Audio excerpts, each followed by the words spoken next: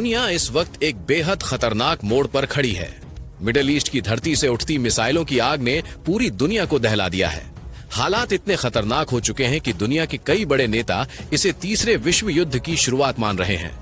Iran ने America के सैन्य ठिकानों को चुन चुन कर तबाह कर दिया है। यही नहीं, उसने इजराइल में भी भारी तबाही मचा दी है। हाल ही में उसने तेल अवीव पर भारी हमला किया। ईरान ने इजराइल की सारी एयर डिफेंस टेक्नोलॉजी को समझ लिया और बंकरों में लाशों के ढेर लगा दिए। ईरान अब रुकने का नाम नहीं ले रहा।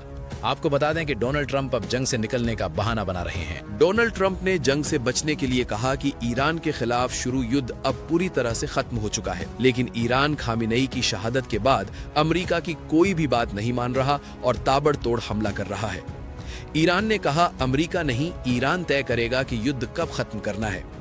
वहीं आपको बता दें, इससे पहले ईरान पे अमरीकी और इजरायली हमलों के बाद डोनाल्ड ट्रंप ने यह भी दावा किया था कि ईरान में अमेरिका की कार्रवाई कम से कम 4 से 5 हफ्ते तक चलेगी। लेकिन अब डोनाल्ड ट्रंप जंग से भागने की बात कर रहे हैं।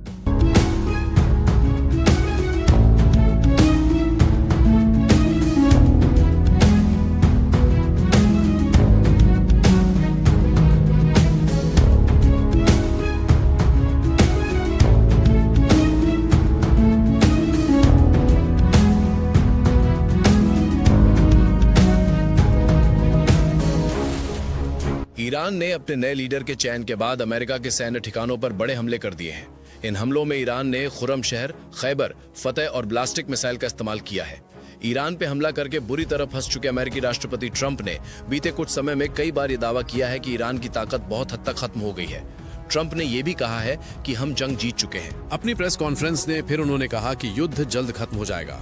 दूसरी तरफ ईरान ने ट्रंप को जवाब देते हुए ये ऐलान किया है कि युद्ध अमेरिका नहीं, ईरान तय करेगा कि युद्ध कब खत्म होगा।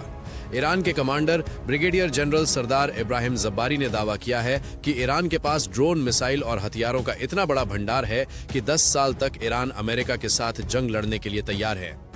नए सुप्रीम लीडर के तौर पर आयतुल्ला अली खामेनेई के बेटे मुज्तबा खामेनेई के चुनाव के बाद से अब ईरान और भी ज्यादा आक्रामक अंदाज से जवाबी हमले कर रहा है। ईरान लगातार अपने मिसाइलों से ट्रंप की धमकियों की धज्जी उड़ा रहा है। नए सुप्रीम लीडर के चुनाव बाद से अब तक लगातार वेस्ट एशिया के अमेरिका बेस से लेकर इजराइल तक हर तरफ मिसाइलें दागी जा रही हैं। पिछले कुछ दिनों से ईरान के बड़े हमलों के बाद अब ट्रंप के हाव भाव सब बदलते नजर आ रहे हैं। ट्रंप का चेहरा उतरा हुआ नजर आ रहा है। आपको बता दें कि ईरान पर भी हमले में बहुत ज्यादा नुकसान हो रहा है और कई लोगों की शहादत भी हो गई है और कई लोग घायल भी हैं। आपको बता दें कि ईरान में स्कूली बच्चों समेत 1300 लोगों की शहादत हो गई है। ईरान के तेल भंडारों को भी तबाह किया गया है। फिर भी ईरान सीना तानकर खड़ा है। जिस जगह इजराइल और अमेरिका के हमले हो रहे हैं, वहीं पर ईरान में शहीद लोगों को दफन किया जा रहा है और वहीं पर ईरान के नए सुप्रीम लीडर के समर्थन में लोग नजर आ रहे हैं।